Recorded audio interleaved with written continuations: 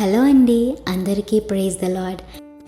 ఎప్పుడైనా మీకు ఇలా అనిపించిందా, నా జీవితంలో ఒక కొత్త ప్రారంభం ఎప్పుడు వస్తుంది అని?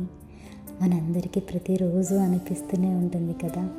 బైబిల్ మొదటి వాక్యం మనకు ఒక గొప్ప సత్యాన్ని చెబుతుంది. మొదట్లో ఈ ప్రపంచం మనం ఇప్పుడు చూస్తున్నట్టు అందంగా లేదు.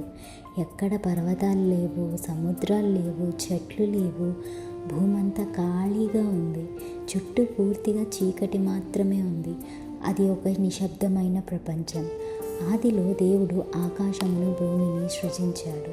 ఈ వాక్యం మనకు ఒక విషయం చెబుతుంది. ఈ ప్రపంచం యాదృచ్ఛికంగా రాలేదు. దేవుడు ఈ ప్రపంచాన్ని ఒక ఉద్దేశంతో సృష్టించాడు. అంటే మన జీవితం కూడా యాదృచ్ఛికం కాదు. దేవుని చేతిలో ఒక ప్రారంభం ఉంది. ఇప్పుడు ఈ వీడియో చూస్తున్న మీ జీవితంలో కూడా ఖాళీగా అనిపిస్తున్న సమయం ఉందా?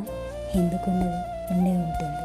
కొన్నిసార్లు మనకి ఇలా అనిపిస్తూ ఉంటుంది కదా, నా జీవితానికి అర్థం ఏమిటి అని కదా. బైబిల్ చెబుతుంది, ఆ సమయంలో భూమి ఇంకా పూర్తిగా తయారు కాలేదు, అది ఖాళీగా ఉంది, చుట్టూ చీకటి ఉంది. అప్పుడు దేవుడు చెప్పెను, వెలుగు కలుగును గాక అని.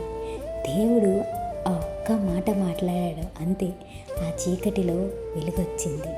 నేను ఒక చిన్న స్టోరీ చెప్తాను. ఒకసారి ఒక వ్యక్తి జీవితంలో చాలా కష్టాలు వచ్చాయంట. ఉద్యోగం పోయింది, డబ్బు సమస్యలు, కుటుంబ బాధ్యతలు. అతనికి అనిపించింది తన జీవితం పూర్తిగా చీకటిగా మారిందని అనిపించిందంట. ఒకరోజు అతను దేవునికి ఇలా ప్రార్థించాడంట, దేవుడా, నా జీవితంలో వెలుగు ఎప్పుడు వస్తుంది అని. కొంతకాలం తర్వాత అతనికి ఒక కొత్త అవకాశం వచ్చింది, కొత్త ఉద్యోగం వచ్చింది, అప్పులు తీరిపోయాయి, డబ్బు సమస్యలు పోయాయి. అప్పుడు అతను ఒక విషయం అర్థం చేసుకున్నాడు, చీకటి శాశ్వతం కాదు, దేవుడు మాట్లాడినప్పుడు వెలుగు ఖచ్చితంగా వస్తుంది అని. బైబిల్ మొదటి వాక్యం కూడా మనకి ఇదే చెప్తుంది. చీకటి ఎంత పెద్దదైనా దేవుని ఒక మాట చాలు వెలుగు రావడానికి. ఈ వీడియో చూస్తున్న మీలో కూడా ఎవరికైనా ఇప్పుడు జీవితం చీకటిగా అనిపించవచ్చు, సమస్యలు, భయం, నిరాశ. కానీ గుర్తుంచుకోండి, దేవుడు మీ జీవితంలో కూడా వెలుగు తీసుకొని రాగలడు.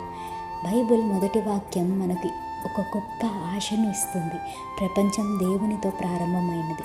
మన కొత్త ప్రారంభం కూడా దేవునితోనే మొదలవుతుంది. ఇది ఈరోజు కథ.